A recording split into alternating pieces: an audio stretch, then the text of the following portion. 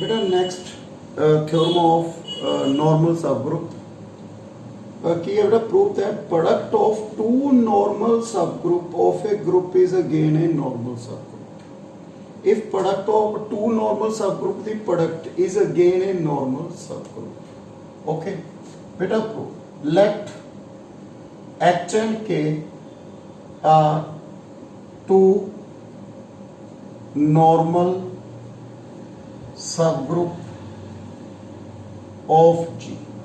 बेटा two normal subgroup consider कर okay to prove जिन्हें दी प्रोडक्ट है H K is also normal subgroup of G okay बेटा first बेटा normal subgroup की डेफिनेशन की see H is a subgroup so first we prove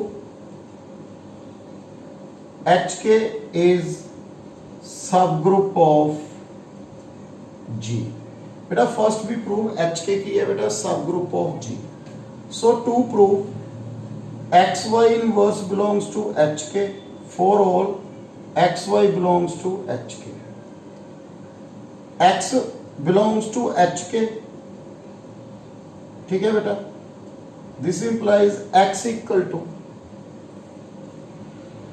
बेटा h1 k1 okay बेटा मैं क्या रख लिया h1 k1 x बेटा सेकंड y किस बिलोंग करता है h K so we take y equal to h2 k2 okay बेटा सो की प्रूव करना बेटा अपने h के is a subgroup to prove x y inverse belongs to h K so x y इनवर्स x h1 k1 h2 k2 the inverse so h1 k1 okay k2 inverse h2 inverse okay beta to prove this one belongs to hk so last time मेरी hk च होनी चाहिए बेटा ये h च आ गया बेटा k च आनी चाहिए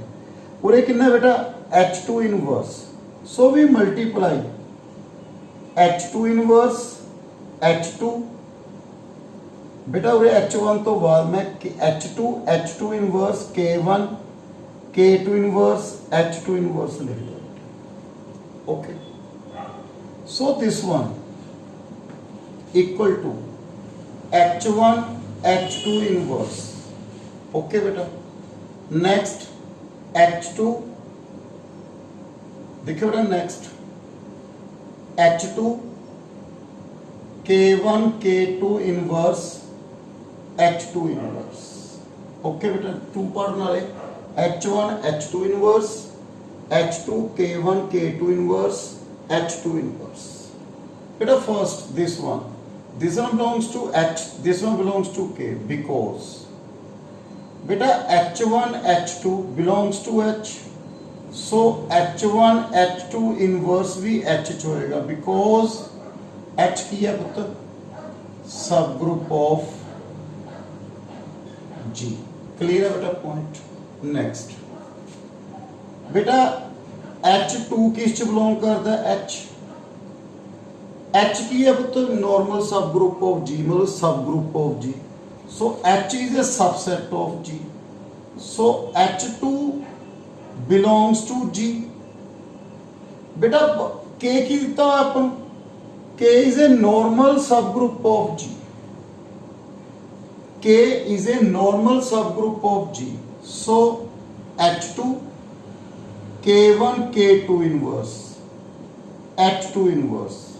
This one belongs to K because this one belongs to G. बेटा normal subgroup की definition की सी पुत्र sorry theorem prove कितनी सी G H G inverse belongs to H G belongs to G H belongs to H so बेटा H2 belongs to G हो गया बेटा एक G समझ लो इसमें G inverse means H2 inverse आ गया K1 K2 belongs to K K is a normal subgroup J normal subgroup है बेटा naturally वो subgroup भी है so K1 K2 inverse belongs to के। सो देखो बेटा एच एच के ले लो बेटा और के, दिस वन बिलोंग्स टू के if G belongs to G, K belongs to capital K. So बेटा K1 K2 inverse किस च आ गया K, because K is a subgroup. So बेटा clear है बेटा point. So this one belongs to H and this one belongs to K. Again H1 H2 belongs to H, H1 H2 inverse belongs to H because H is a subgroup. Next this one H2 belongs to H, H is a subset of G. So H2 belongs to G. K1 K2 inverse belongs to K because K is a subgroup. So H2 K1 K2 inverse H2 inverse belongs to K. So we get this one belongs to HK. Next we prove HK normal subgroup. So to prove G H K G inverse belongs to HK. बेटा उरे के सी उरे की है बेटा H के, अपने prove करना है G H K G inverse belongs to H K. Okay बेटा G belongs to G, H K belongs to H K. बेटा गिवन की है H is a normal sub group, H is a normal sub group of G. So this implies G H G inverse belongs to H, K normal sub group of G. So G K G inverse belongs to K. Okay बेटा G K G inverse belongs to K.